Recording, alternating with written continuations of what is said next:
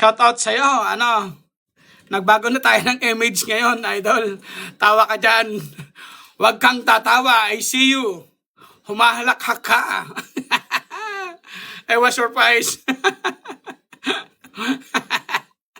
Nagulat ka ba, idol? Bagong image natin ngayon. You got me. Ay.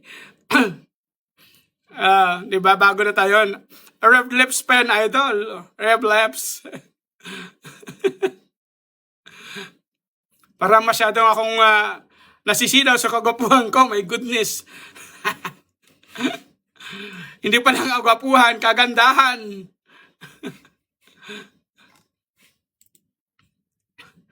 Ay. Ayan, so mag-ano muna ako.